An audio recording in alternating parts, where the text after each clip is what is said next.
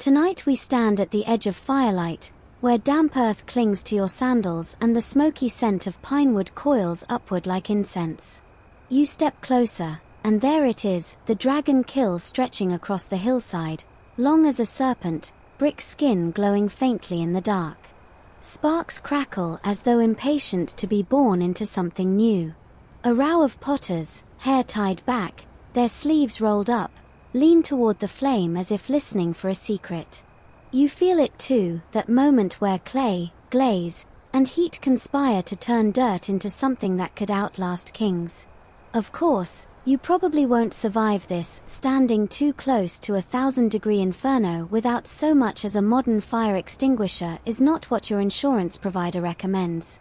Still, the scene pulls you in like a bedtime story written in smoke. So, before you get comfortable, take a moment to like the video and subscribe, but only if you genuinely enjoy what I do here.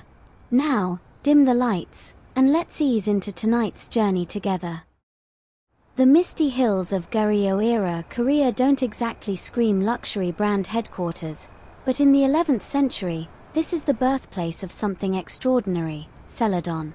Imagine jade, the most precious stone in the East, glowing with its soft green translucence.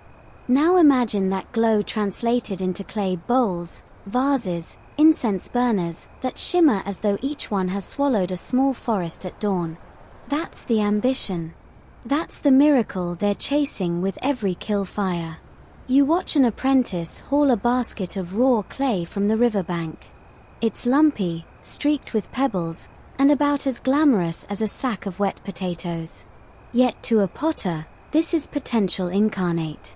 The Goryeo Dynasty's obsession with green-glazed vessels is more than decoration, it's a kind of state identity. A glowing bowl placed before a king during a feast is political theatre, cultural bragging, and spiritual offering all at once. Here's a mainstream fact to ground us. Goryeo Celadon, particularly from the 12th century, is still regarded as some of the finest ceramic work ever produced. Museums across the world showcase these vessels as though they're crown jewels. And they're not wrong. When you hold one, it's like holding a piece of distilled serenity. But here's the quirky tidbit. Before reaching this sublime artistry, potters often buried failed pots under the very kilns they built. Archaeologists have found literal graveyards of half-melted, warped, or exploded bowls under kiln sites. It's like an ancient pottery shame pile, or maybe a secret recycling program centuries ahead of its time. Historians still argue whether Korean potters developed their signature Celadon glaze independently or under heavy influence from Chinese Song dynasty ceramics. The truth, as usual, is messy. Techniques traveled with traders, ideas seeped across borders, and innovations bloomed differently depending on soil, minerals, and even wood fuel. It's less about invention versus imitation and more about transformation. The kiln breathes like a living thing. You stand back, watching as the flames crawl along the tunnel's length, licking the stacked bowls and jars hidden inside. Somewhere in that inferno, the glaze particles will melt, dance, and fuse into the surface of clay, creating that signature green. It's unpredictable.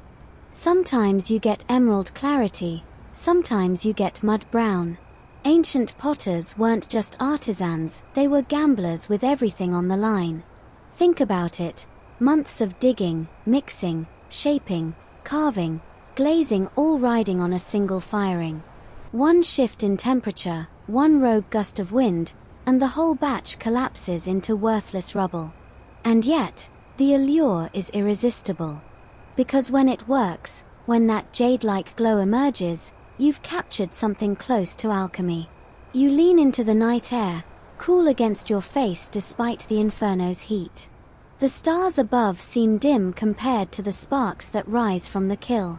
You realize this isn't just about pottery, it's about control over chaos. It's about humans daring fire to create beauty instead of destruction.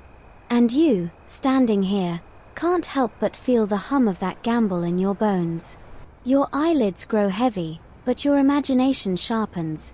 You picture your own hands reaching for clay, your own breath clouding in the cold night, your own gamble waiting inside the kiln. The clay squelches between your fingers, sticky and stubborn, the kind that clings no matter how many times you shake your hands. You crouch by the riverbank, where apprentices scoop up the raw earth in woven baskets, their calves splattered with mud. The Goryeo potters know exactly which stretch of river yields the finest clay, and you quickly see why. Buried beneath the surface silt is a layer dense and elastic, perfect for shaping but a nightmare to wash from your tunic. You tug at a clot, and it resists, like a toddler refusing bedtime. Congratulations, you've met your new teacher. Kneading clay is equal parts patience and arm workout. You fold, press, fold again, until the lumps smooth out. If you skip this step, air pockets lurk inside, and those invisible bubbles turn into tiny bombs in the kiln. Nothing says apprentice mistake quite like your vase detonating mid-fire, showering shards across the master's hard work. Imagine explaining that over dinner. Sorry, boss, I made modern art in the shape of flying shrapnel. The clay's transformation is slow and oddly satisfying. Grain by grain, the impurities work themselves free. Pebbles flick out, sand dribbles away, and your palms begin to recognize the subtle shift from stubborn sludge to pliant body. It's like bread dough, except instead of warm crust and butter, you're aiming for something that can survive infernal heat. And probably not as tasty. Here's your mainstream historical fact. The clay used in Goryeo Celadon often came from riverbanks and mountainsides rich in kaolin and feldspar, minerals that made the body strong enough to handle extreme firing temperatures. Without the right recipe, the whole glaze experiment wouldn't even stick. It's like trying to frost soup. Quirky tidbit time. There are records suggesting that potters sometimes mixed in straw ash or even powdered bone to tweak the clay's texture. Imagine grandma asking for her urn to be practical as well as sentimental. Use me in a vase. Honey, I always wanted to hold flowers. Creepy? Yes. Effective? Apparently also yes. Historians still argue whether clay preparation was treated more as a communal craft or a closely guarded family secret. Some evidence points to whole villages specializing in processing raw material, while other stories suggest master potters demanded their apprentices work under strict silence, as if kneading clay was a sacred right not to be shared with rivals. Either way, you can feel the weight of secrecy as you press your thumbs into the cool, damp mass. The soundscape around you is a lullaby of squelch and slap, clay dropping onto boards, buckets thumping, apprentices groaning under loads heavier than their skinny shoulders can handle. The kiln masters walk among them, hands behind their backs, nodding occasionally like generals inspecting troops. To them, this isn't just dirt, it's destiny. And here's where your modern brain kicks in. You can't help but compare it to baking sourdough. Everyone swears their starter is different, their bubbles superior, their crust more authentic. It's the same here, except instead of Instagramming crumb shots, these artisans gamble their reputations, their families' incomes, and possibly their sanity on getting the mud just right. You rub the last streaks of grit from your palms, only to realize they'll never be fully clean. Clay has a way of sneaking under fingernails, lodging itself in creases, marking you as one of its own. The apprentices around you bear the same scars, cracked hands, raw knuckles, permanent smudges that no amount of washing removes. You think of it as a badge of belonging.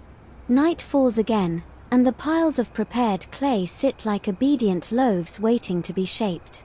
The masters smile faintly. Tomorrow the wheel begins to spin. For now, you flex your tired fingers, knowing this squishy, stubborn earth is the foundation of every glowing treasure to come. You realize something simple but profound. Before jade-like beauty dazzles the eyes, it has to stick to your hands.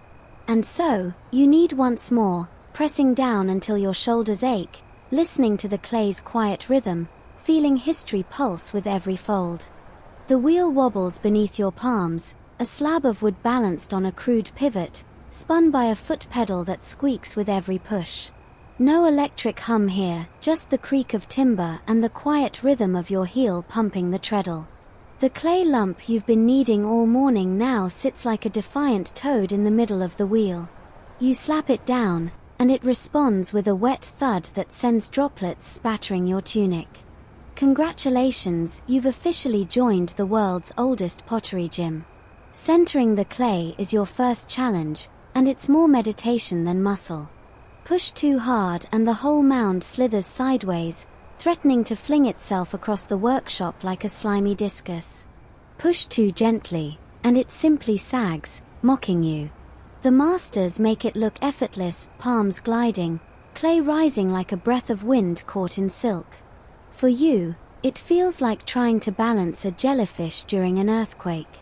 Slowly, with patience, and the occasional muttered complaint, the wobble evens out. Your hands, slick with slip, cup the clay and coax it upward.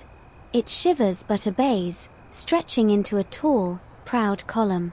Then, with thumbs pressed gently into its crown, you hollow the core, widening it into the beginnings of a bowl. Mainstream historical fact: Goryeo Celadon vessels were celebrated for their near-perfect symmetry, a feat that demanded absolute mastery of the wheel.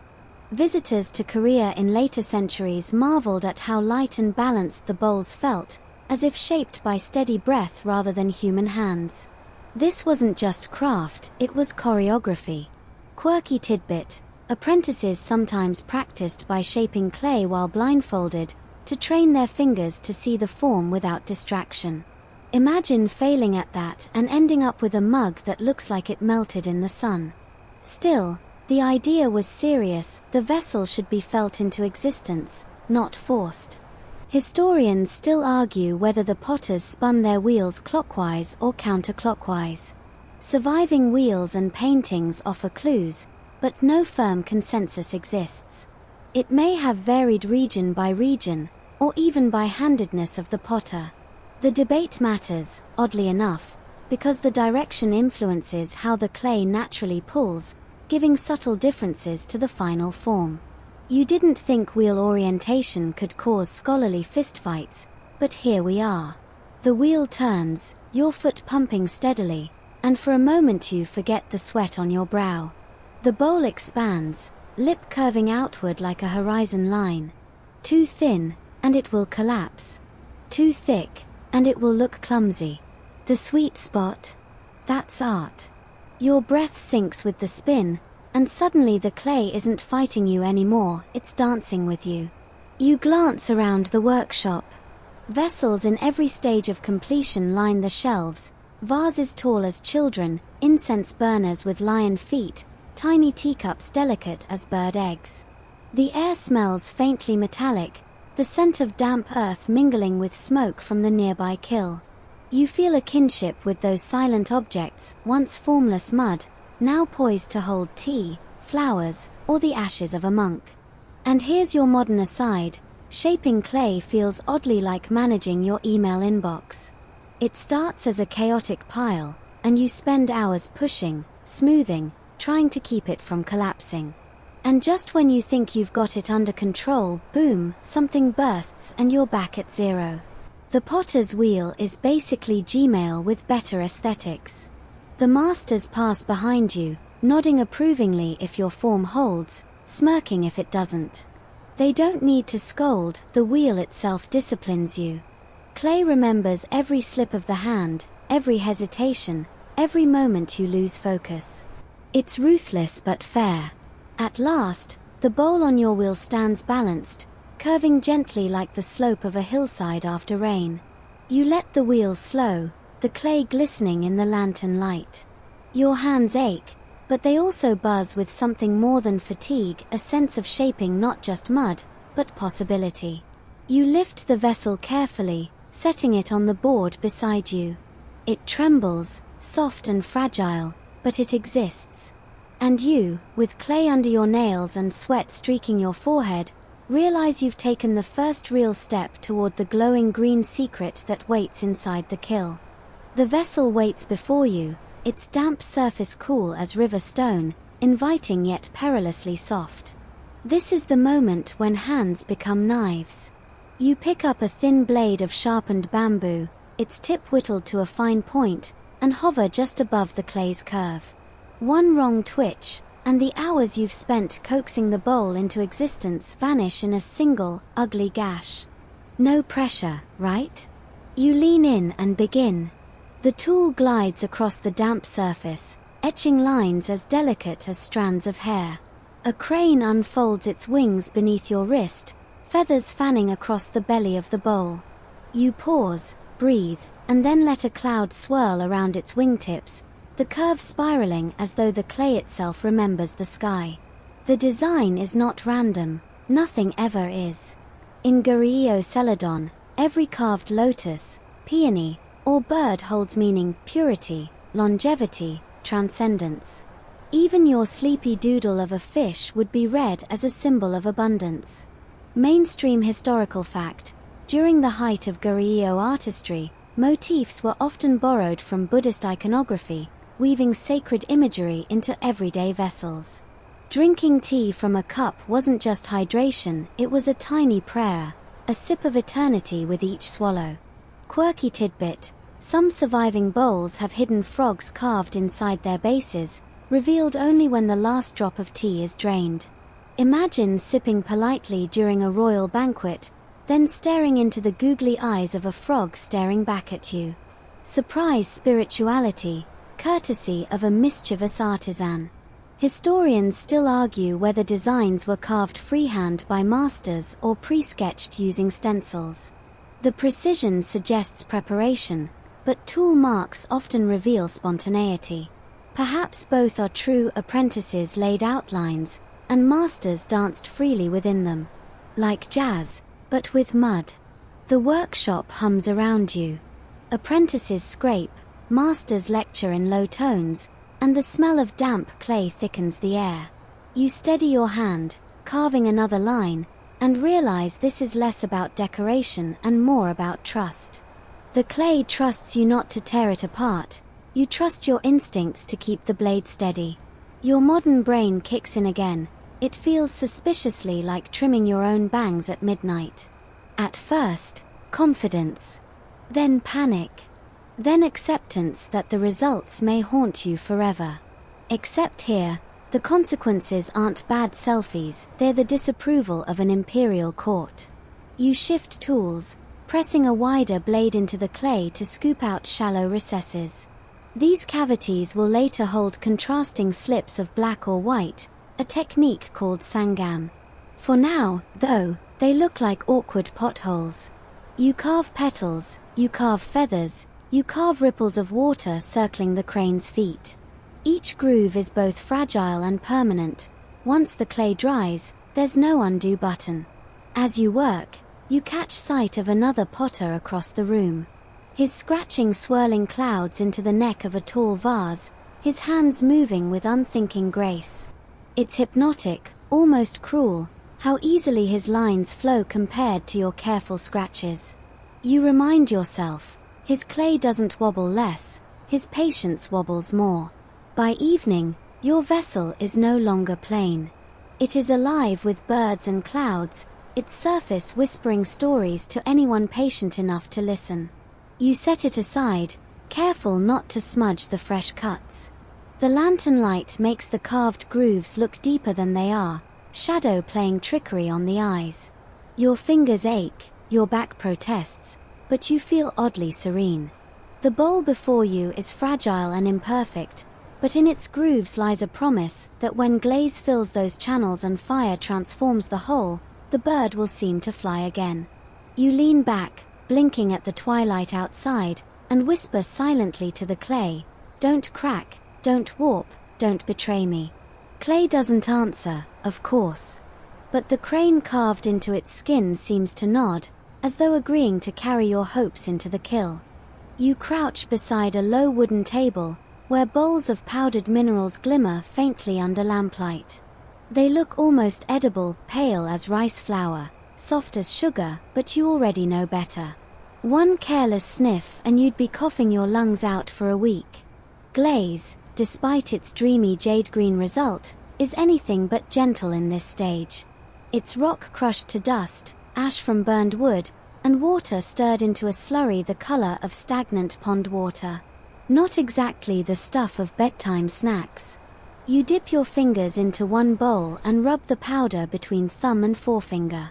It squeaks faintly, as if protesting. The base ingredient here is feldspar, a mineral that melts into glass under heat. Mixed with wood ash, it becomes the alchemy you're chasing, that soft, misty green finish the Goryeo Dynasty turned into their calling card. The ash is key. Without it, the glaze would be dull and lifeless. With it, the surface takes on that watery depth, the illusion of jade liquefied. Mainstream historical fact: the signature green of Korean Celadon comes from tiny amounts of iron oxide in the glaze, which under the right firing conditions turns the clay surface translucent and green, instead of rust brown. It's chemistry disguised as magic. Quirky tidbit: some records suggest potters even tested glaze recipes by tasting the slurry. That's right, they sipped the mineral soup. Either these artisans had iron stomachs or they were simply desperate to measure texture. Today, Osher would faint on the spot. Historians still argue whether the famous kingfisher green shade was intentional or a happy accident. Some believe potters deliberately tweaked the glaze formula. Others argue it depended mostly on unpredictable kiln atmospheres. Imagine devoting your life to a color that may or may not have been the universe trolling you. You stir the slurry with a wooden paddle. It moves thickly, like cream, swirling into eddies that catch the lamplight. When the mixture is right, it should cling to the paddle and drip in slow, even lines. Too thin, and it runs off the pot like rain down glass. Too thick, and it clumps like porridge. You lean closer, watching, trying to memorize this exact viscosity. It feels like chasing the memory of a dream, slippery, impossible to pin down. You lift your carved bowl, its crane etched with patient care. Lowering it into the glaze bucket feels a little like baptizing it. Submerge, lift, twist. The surface now shines wet and milky, the carved grooves filling with promise. You rotate the bowl under lamplight, checking for drips. Excess glaze must be wiped away, or it will pool into ugly scars during firing. Perfection is the goal, but the glaze seems to enjoy mocking you, running unpredictably, hiding air bubbles like tiny landmines. And here's your modern aside: glazing feels suspiciously like painting your nails. No matter how careful you are, a bubble forms, a streak appears, and by the time you fix one mistake you've smudged 3 others. Except instead of acetone, you've got fire hotter than a volcano waiting to expose your flaws. Around you, other potters work in silence, dipping vases, brushing glaze on teacups, even pouring it inside narrow-necked bottles with the precision of bartenders pouring shots. The air tastes faintly chalky, dust clinging to your tongue despite the water you sip. You cough, wipe your sleeve, and mutter to yourself that future generations better appreciate this stuff. By the time you finish, your crane bowl gleams faintly, no longer grey clay but cloaked in a thin, ghostly film. It looks almost dull, a disappointment to untrained eyes. Yet you know the truth. Beneath this skin lies the shimmer of dawn mist, waiting for the fire to call it out. You set the bowl gently on the drying rack, alongside dozens of other vessels. The workshop now feels like a waiting room of mute patience, each bowl fragile, hopeful, and doomed to whatever fate the kiln delivers. You exhale, knowing you've done your part. The rest belongs to fire, smoke, and chance. The dragon kiln yawns before you, a long brick beast slithering up the hillside, its arched chambers glowing faintly in the dusk. You approach with your glazed bowl cradled in both hands, and for the first time you feel like a gambler stepping into a casino. Every vessel placed inside is a bet: will it emerge gleaming jade or collapse into ash-smeared rubble? Either way, there's no refund. The kiln team moves like clockwork. Apprentices stagger under trays of bowls, vases, incense burners. Masters squat near the mouth of the firebox, inspecting each piece before it disappears into the dragon's belly. Inside, shelves of fire-resistant clay bricks wait like bunk beds in a hostel, each crammed with hopeful vessels. You crouch, peering in, and the heat already prickles your cheeks, though the fire hasn't been stoked fully yet. Mainstream historical fact: Goryeo potters used these immense, sloped climbing kilns that could stretch over 20 meters long. Their tiered design allowed heat to move gradually uphill, reaching temperatures above 1,200 degrees Celsius. The setup enabled mass production, but it also demanded near-superhuman precision in stacking and stoking. Quirky tidbit: kiln crews often tucked tiny clay figurines, dogs, Buddhas, or even rude little caricatures of rivals into the corners as charms against bad luck. Archaeologists still find them, melted or half-fused, like secret mascots cheering from the sidelines. Imagine spending years perfecting your vase, only for its fate to rest on a clay chihuahua. Historians still argue whether Goryeo potters fully understood the science of kiln atmosphere control, how oxygen flow changed glaze color, or if they mostly worked by instinct, adjusting fuel and vents through trial, error, and maybe a little prayer. Given how much variation still confounds experts, you suspect instinct played the bigger role. You shuffle closer as your crane bowl is inspected. The master taps it lightly with a fingernail. It rings a soft, hollow note. He nods and slides it onto a shelf inside. You exhale only after it vanishes into the dim. Now you wait. Stacking is its own art. Bowls are placed rim to rim, cups nested like Russian dolls, taller pieces braced with spacers so they won't topple in the heat. Too crowded, and they fuse together. Too spaced, and heat flows unevenly, leaving one perfect vase beside another that looks like it spent a week in a swamp. You watch as the kiln slowly fills, shelves vanishing into the shadows. The apprentices' faces shine with sweat, arms trembling under the weight of fragile loads. And here's your modern aside: the kiln feels suspiciously like an ancient version of a group project. Everyone contributes, nobody fully understands what's happening, and at the end the results range from genius to disaster. Except here, the dragon breathes fire instead of passive-aggressive emails. Once the last piece is loaded, the master seals the arched door with slabs of clay and stone. The kiln looks almost alive now, a beast preparing to digest its meal. Apprentices crouch to light pine logs at the fire mouth. At first, smoke curls lazily upward, but soon flames roar, licking the walls, sending sparks shooting into the night. The hillside glows faintly, as though dawn has arrived too early. You step back, wiping sweat, and feel the nervous energy ripple through the crew. Days of labor now hang on what happens inside that brick serpent. Will your crane soar in glossy jade, or will it slump into an embarrassing puddle? The fire alone will decide, and you, for all your scraping and shaping, can only wait. Still, as you watch the dragon kiln roar, you sense the thrill of the gamble. The hillside trembles faintly under its breath, and you realize, this is no mere oven. This is a crucible of chaos and hope, swallowing mud and ash to spit out treasures that might outlast empires. The night deepens, and the dragon stirs. Flames surge from the kiln's mouth, painting the hillside in flickering oranges and reds. You feel the heat slap your face even from meters away, as though the fire is testing your endurance. Pine logs crackle, smoke billows, and every shift of the flame whispers secrets you're too new to understand. The masters crouch, squinting into the glow, reading the fire the way others might read the stars. Your crane bowl lies hidden inside, wrapped in darkness, as flames curl around it like curious snakes. The glaze clings, then softens, then melts, its mineral skin beginning to flow. This is the breath of fire, the invisible moment when Earth surrenders and transforms. Mainstream historical fact: potters managed kiln temperature by carefully controlling oxygen levels. A reduction atmosphere, where oxygen is limited, transformed iron oxide in the glaze into that elusive bluish-green Celadon.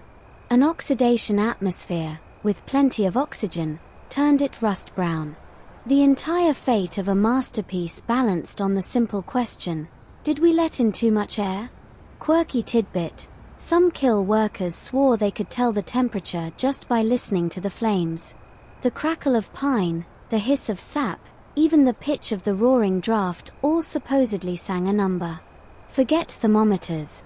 These were human fire whisperers. Whether or not it worked, you can't help but imagine someone leaning in, muttering, "Ah yes, 1152 degrees Celsius, plus or minus my tinnitus." Historians still argue whether Celadon's misty depth was mostly due to glaze composition or the chaotic genius of these firing techniques. Was it chemistry that gifted the bowls their dreamlike transparency, or sheer accident, repeated until luck looked like mastery? The debate burns almost as hot as the kiln itself. You sit cross-legged on the grass, watching smoke snake out of the kiln's vents. Apprentices sprint back and forth with armfuls of pine, tossing logs into the dragon's mouth. The masters shout orders, more air. Close that vent. Hold steady. As though conducting an orchestra of flame. Sparks rain upward, mingling with the stars until you can't tell which is sky and which is fire. Hours stretch into exhaustion. The kiln must be fed constantly, sometimes for days, until every vessel inside has been kissed evenly by the inferno. You drift in and out of a daze, the firelight pulsing behind your eyelids even when you close them. The rhythm of wood tossed, doors slammed, and flames roaring becomes hypnotic, a lullaby sung by destruction. Your modern aside, this whole ordeal feels suspiciously like waiting on hold with customer service. You feed in hours of your life, you stare at glowing signs of progress, you convince yourself that any moment now a miracle will happen. And when it does, you hope the outcome was worth the ear-scorching music, or in this case, the literal ear-scorching fire. By the second dawn, the hillside smells of resin and ash. The kiln's body glows with an inner heartbeat, pulsing waves of heat you can feel in your bones. You imagine your crane bowl inside, the glaze now glassy, the carved feathers shimmering beneath their molten skin. For a moment, you almost pity it, trapped in that searing chamber, enduring trials harsher than anything you could survive. And then you realize, if it endures, if it emerges whole, it will carry the fire's memory forever. A bird carved in clay will become a bird carved in light. That is the promise of this gamble. At last, the kiln exhales. Days of relentless fire give way to silence, and the dragon cools with a slow, stubborn reluctance. You wait, pacing the hillside, until the bricks are safe to touch. The moment the door is pried open, a hush falls across the crew. Ash drifts out like grey snow, and through the dim glow of embers, shapes emerge. Rows of bowls, vases, cups, some gleaming, some cracked, some fused into ugly clumps like siblings who hugged too close in the heat. The gamble has spoken. You spot your crane bowl, still intact. The glaze has turned glassy green, soft as mist on pine needles. But the carved grooves, those feathers, those swirling clouds, are darkened, filled with the slip you pressed in before firing. This is sangam, the inlay technique that set Korean Celadon apart from anything else in the world. Mainstream historical fact: sangam inlay involved carving motifs into leather-hard clay, filling the grooves with contrasting black or white slip, then glazing over the surface so the design appeared to float beneath a translucent skin. It was a Goryeo innovation, admired and envied across Asia. Quirky tidbit: potters sometimes used their own fingernails as tools to press slip into the tiniest grooves. Imagine carrying around evidence of your craft literally embedded under your nails. Forget manicures, these folks had permanent jade-green cuticles. Historians still argue whether sangam was purely decorative or if it carried coded messages. Some suggest cranes and clouds were symbols of immortality, while others think potters slipped in personal jokes or hidden marks to identify their work. Was that frog motif spiritual, or was it just one artisan's way of entertaining himself during a long shift? The jury's still out. You lift your bowl carefully. The crane has survived the fire, its wings sharp and luminous under the glaze, as though it's flying in slow motion beneath green water. The contrast is striking: white slip feathers against jade glaze, black slip clouds swirling in elegant arcs. The design doesn't just sit on the surface, it hovers inside, suspended in dreamlike depth. Around you, the workshop buzzes with mixed emotions. Some vessels sparkle like emeralds, destined for palaces. Others lie slumped and ruined, their warped forms tossed aside. Apprentices groan, masters sigh, and yet, even in failure, there's learning. Every crack tells a story of temperature shifts, glaze imbalance, or reckless stacking. The kiln is teacher as much as judge. And here's your modern aside: Sangam feels suspiciously like ancient Photoshop layers. You etch your design, drop in colors on a separate layer of slip, then glaze over the whole thing. Except unlike Photoshop, there's no undo button, and Ctrl+Z is just wishful thinking. You imagine the reaction when this bowl is placed before a nobleman at a banquet. By candlelight, the crane will seem to shimmer within the glaze, rising each time the cup is lifted. A simple sip of tea becomes an act of wonder. That was always the genius of Sangam: everyday objects made extraordinary, spirituality disguised as tableware. As the sun sets on the hillside, you cradle the bowl in your hands. Its surface is smooth, cool, impossibly light for something that endured the dragon's breath. For the first time, you believe this gamble might actually be worth the scars on your palms, the smoke in your lungs, the hours you'll never get back. The crane looks ready to take flight, and you, for a moment, feel ready too. The table is set with lacquered trays, golden chopsticks, and steaming bowls of noodles fragrant with sesame and scallion. At the center, your Celadon vessels gleam under the lamplight, their misty green glaze reflecting the flicker of candles. A servant places your crane bowl before a nobleman, who barely glances at it before plunging chopsticks into his meal. You hold your breath as broth sloshes against the carved bird, light catching the glaze so it shimmers like jade caught underwater. Mainstream historical fact: Celadon became a symbol of prestige during the Goryeo Dynasty, especially in royal and aristocratic households. Records describe kings using Celadon for banquets, tea rituals, and Buddhist offerings. Possessing it wasn't just about taste, it was about power and legitimacy. Quirky tidbit: nobles sometimes used Celadon pillows, yes, ceramic pillows, decorated with floral patterns. Imagine trying to nap on a cold, glazed brick. Either these folks had necks of steel, or the pillows were more for display than comfort. Sweet dreams, but make it fashionable. Historians still argue whether Celadon's popularity was driven more by its spiritual association with Buddhist purity or its role as a political flex. Was a glowing green incense burner meant to please the Buddha, or to intimidate foreign ambassadors with Korea's aesthetic superiority?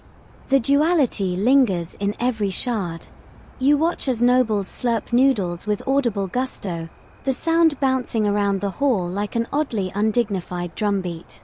Sauce splatters, soup dribbles, yet through it all, the Celadon bowls hold steady, glowing softly as though indifferent to the mess. There's something almost funny about it. Artisans spend weeks sweating over perfection, and the final act is someone loudly inhaling buckwheat noodles. And here's your modern aside: the scene feels like hosting friends for dinner after spending all day cleaning, only for them to rave about the takeout food and ignore your sparkling counters. The vessels are the real stars here, but good luck explaining that to a nobleman too busy chewing. Servants pour rice wine into Celadon cups, the liquid catching the glaze in shimmering ripples. You notice how the carved motifs play tricks with the liquid, cranes seeming to fly, lotuses blooming each time the drink swirls. Whether the nobles appreciate this or not, you can't help but marvel. It's art hidden in plain sight, visible only to those who pause to notice. The banquet swells with laughter, clinking cups, and the faint twang of zithers. Outside, night presses against the palace windows, but inside, the glow of jade-green bowls turns the hall into a lantern. For all its fragility, Celadon has achieved something remarkable. It has woven itself into the daily theatre of power. You lean back, exhausted, soot still clinging to your sleeves from the kiln, and yet strangely proud. Somewhere in this hall, your crane bowl is being handled without reverence, probably scratched by chopsticks, maybe chipped on the rim. And that's okay. Because beauty that lives only behind glass has no heartbeat. Here, amid noodles and laughter, the bird carved in clay finally takes flight. The banquet's laughter fades, but your bowl's journey is only beginning.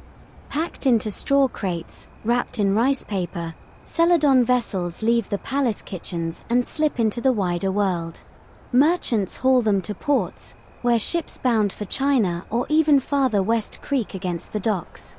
Soon, your crane bowl might sit beside sacks of peppercorns, bolts of silk, and blocks of incense, heading toward markets where no one can pronounce Goryeo correctly but everyone covets its shimmering green treasures. Mainstream historical fact: Korean Celadon traveled along both maritime and overland Silk Road routes, reaching as far as the Middle East. Fragments of Goryeo Celadon have been unearthed in Iran, showing just how far these pieces voyaged. They weren't just bowls, they were ambassadors. Quirky tidbit: in some Persian records, Celadon was believed to change color if poisoned wine was poured inside. Imagine nobles swirling their drinks nervously, waiting for their cup to blush red like a guilty conscience. A handy early warning system, or just an ancient party trick? Historians still argue whether Celadon spread primarily because of its aesthetic appeal or its reputation as a magical, protective object. Was it prized for its jade-like glow, or did foreign buyers want a built-in medieval lie detector for their wine goblets? The mystery hangs between trade ledgers and folklore. On the caravan roads, you picture a merchant unwrapping a Celadon vase under desert skies. The soft green glaze seems out of place against sand and rock, yet traders lean in, marveling as if someone bottled mist and sold it by the jug. They barter spices, jewels, and fabrics, trading goods worth fortunes for a single vessel that somehow manages to look both delicate and eternal. Here's your modern aside: it's a little like sending K-pop albums abroad today. People don't just want the music, they want the photo book, the shiny packaging, the sense of connection to a culture that feels both exotic and relatable. Celadon was the BTS merch of its day, minus the light sticks. The bowl's glow crosses borders, slips into palaces far from Korea, and sits on banquet tables where languages clash but beauty needs no translation. In some foreign homes, the vessels are displayed untouched, revered as rare treasures. In others, they're used as everyday cups, carrying stew or wine, unaware of the sleepless potters and roaring kilns that made them possible. Back home, you imagine artisans never knowing where their work ended up. A crane carved in one quiet workshop might end its days in a sultan's palace, admired under a different moon. And maybe, just maybe, that bird feels like it's flying farther than you ever could. The Silk Road winds on, dusty and loud, camels snorting, wheels grinding. And somewhere in that endless shuffle of trade, your bowl keeps glimmering, a little piece of misty Korea surviving in foreign hands. Trade routes swell with riches, and Celadon glimmers in distant courts, but back home, rivals stir. China sharpens its porcelain game, boasting dazzling white bodies so pure they make Celadon look almost shy. The Song dynasty's ding ware gleams like ivory, while Jingdezhen kilns begin producing what will later be called the porcelain of emperors. Japan, too, starts experimenting with glazes, watching Korea's artistry with equal parts admiration and envy. Mainstream historical fact: Chinese porcelain eventually overshadowed Celadon in prestige, especially during the Ming dynasty. Its strength, translucency, and brilliant whiteness set a new global standard. Korean potters couldn't ignore the competition. Suddenly, their misty jade glaze seemed less like the pinnacle of perfection and more like yesterday's trend. Quirky tidbit: some early European travelers thought Chinese porcelain was made from crushed eggshells and ground seashells baked in magical furnaces. Others insisted it was a secret tree sap. In a world without YouTube tutorials, wild guesses were all they had. Historians still argue whether Korea's Celadon decline was caused mainly by political turmoil and war or by the irresistible market pull of porcelain. Was it circumstance that dimmed the green glow, or simply consumer preference shifting toward porcelain's sleek white shine? No clear verdict exists. You stand at the wheel again, clay under your nails, but the whispers around you are different now. Nobles who once gasped at Celadon begin ordering porcelain instead, their eyes drawn to its lightness and glossy clarity. You can't blame them entirely, it is beautiful, like holding a frozen bubble of snow. Still, part of you feels the sting. Here's your modern aside: it's like vinyl records losing out to CDs, and then CDs losing to streaming. Each new medium promises more clarity, more convenience, more sparkle. But somehow, the older form keeps a quiet soul, waiting for someone nostalgic enough to care. Japan, meanwhile, isn't just watching. Craftsmen's study captured Celadon shards, attempting to mimic the glaze. They build their own kilns, test their own clays, learning through trial and spectacular error. Some succeed, creating works that echo Korean style but carry Japanese flair. It's imitation, yes, but also flattery, the highest kind of theft. Back in Korea, potters grumble. Some experiment with porcelain themselves, chasing the foreign trend. Others double down, refining Celadon inlays with more elaborate motifs, as if to say, we may not be porcelain, but we're something porcelain can never be. You spin a new vessel, glaze dripping cool against your fingers, and wonder, will this bowl end up cherished, or will it sit forgotten next to some porcelain upstart? The rivalry feels unfair, like comparing mist to lightning.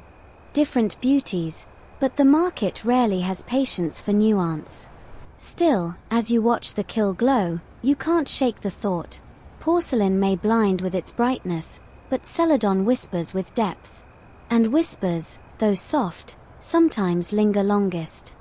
The rivalry intensifies, but another force arrives that no glaze can withstand: war. Invaders march, villages burn, and kilns once alive with fire fall silent under ashes. Workshops crumble, apprentices scatter, and Celadon, once the darling of kings and merchants, sits neglected, shards buried in abandoned hillsides. You trudge past broken dragon kilns, their stone mouths choked with weeds, and it feels like walking through a graveyard of green ghosts. Mainstream historical fact: during the late Goryeo and early Joseon dynasties, Celadon production declined dramatically. The Mongol invasions, followed by political upheaval and the shift in elite tastes, eroded both the resources and the patronage required for its survival. By the 15th century, porcelain from China dominated the Korean court. Quirky tidbit: some desperate potters, unable to maintain the long dragon kilns, tried firing Celadon in smaller backyard kilns. The results were uneven, and sometimes bowls came out looking more like mossy pancakes than jade treasures. Collectors today would probably call them experimental and charge triple.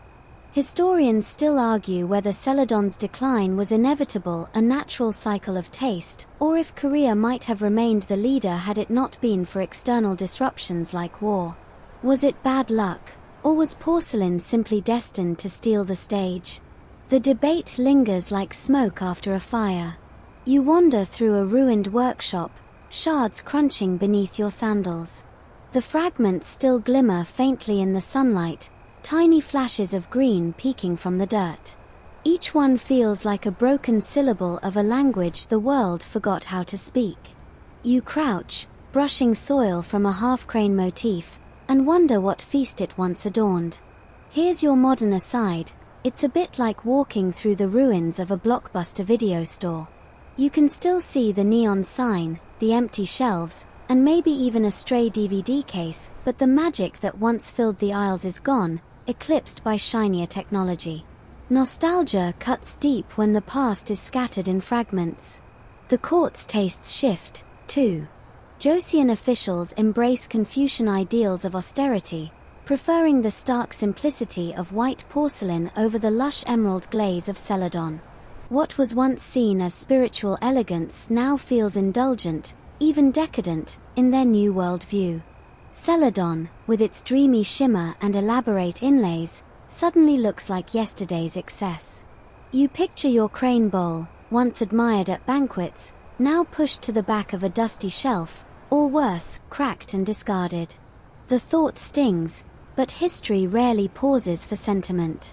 Beauty, no matter how painstakingly created, can fade from relevance in the blink of an emperor's eye.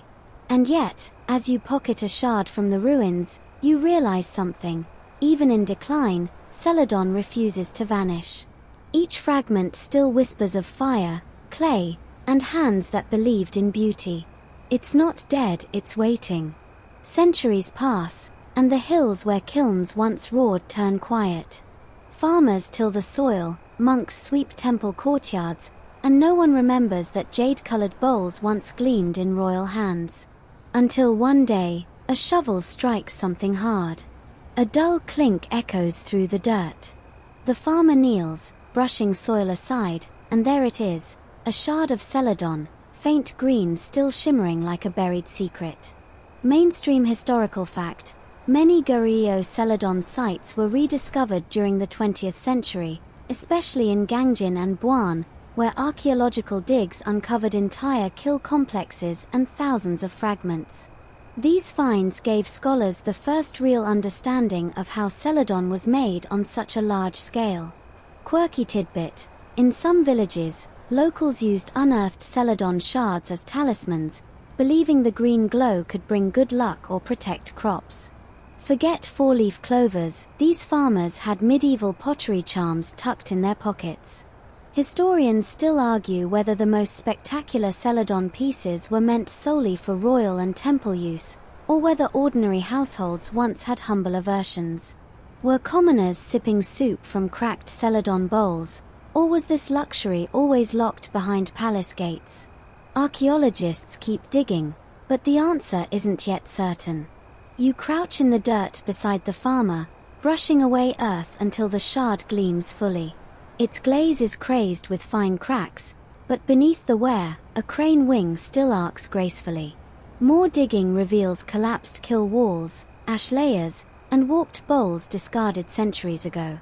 The site feels alive, as if the dragon kiln has only been sleeping, its bones preserved under soil. Here's your modern aside: it's like discovering an old mixtape in your parents' attic. You blow the dust off, pop it into a player, if you can find one, and suddenly you're hearing songs from a forgotten era.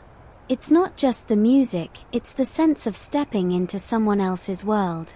Celadon shards work the same way, but with fewer boy bands. Archaeologists line tables with fragments, piecing them together like puzzles. A lotus pattern re-emerges, then a swirl of clouds, then the wing of a phoenix. What once was rubble becomes a storybook, its pages cracked but still legible. You can almost hear the potters laughing, cursing, whispering, their voices seeping up through the fragments. Museums begin collecting these finds, polishing and displaying them in glass cases. Visitors lean close, noses nearly touching the glass, marveling at the milky green that survived centuries underground.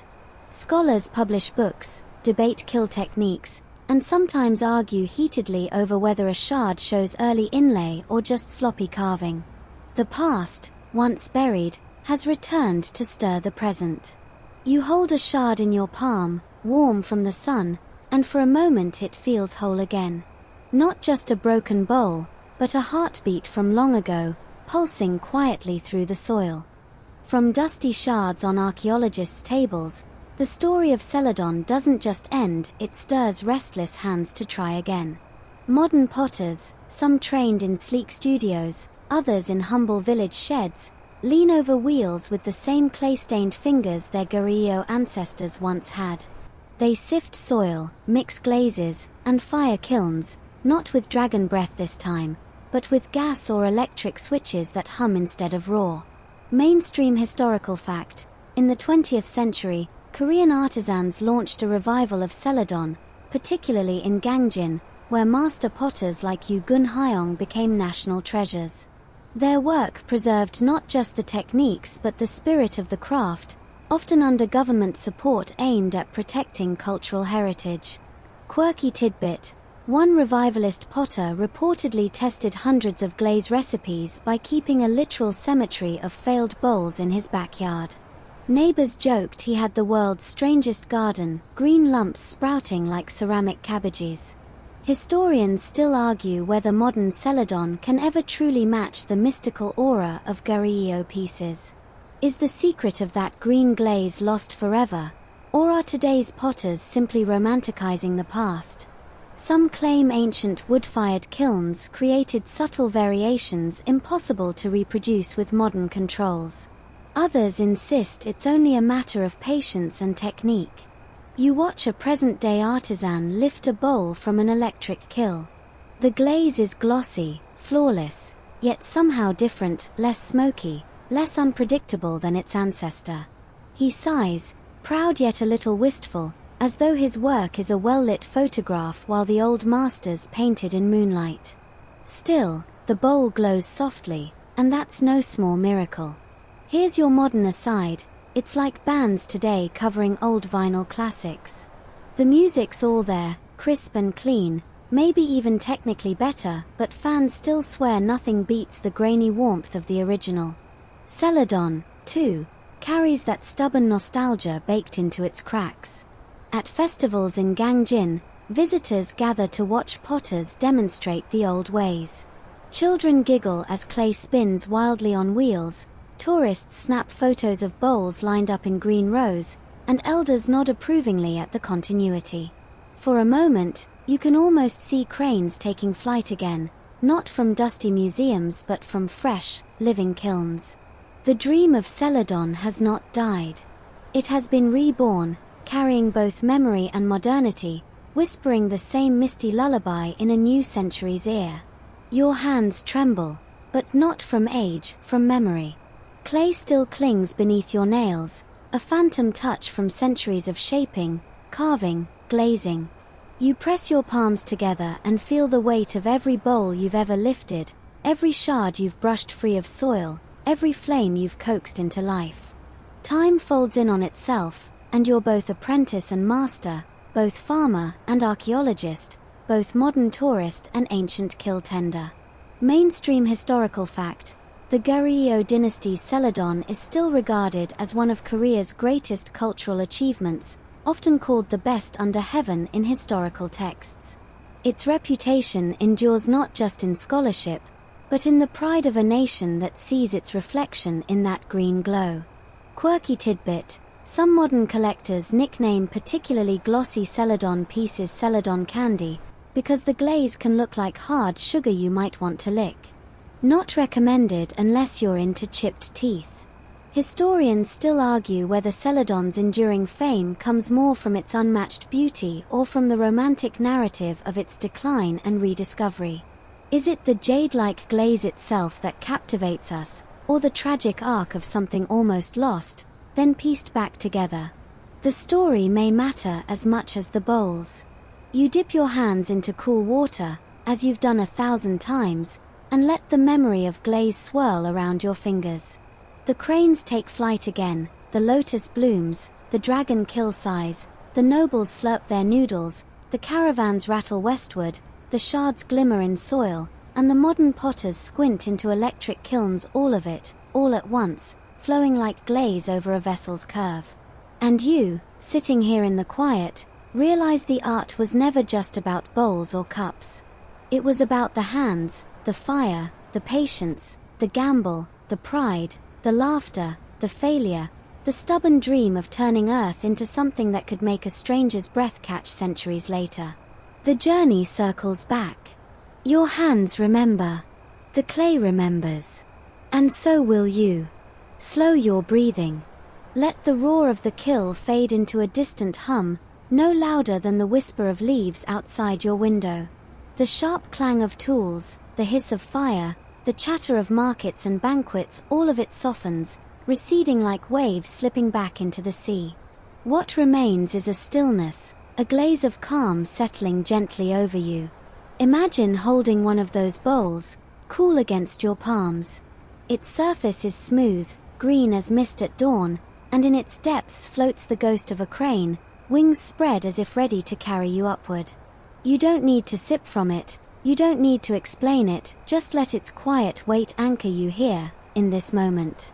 The centuries of struggle and brilliance, the sweat of artisans and the laughter of nobles, the silence of buried shards and the joy of rediscovery, all of it has already been folded into that glaze. You don't have to carry the whole history. The bowl carries it for you. Your eyes grow heavy, lids lowering like kiln doors at the end of a long firing. Each breath is slower, warmer, filling you with the same gentle patience the potters must have known. There's nothing to fix, nothing to shape, nothing to carve tonight.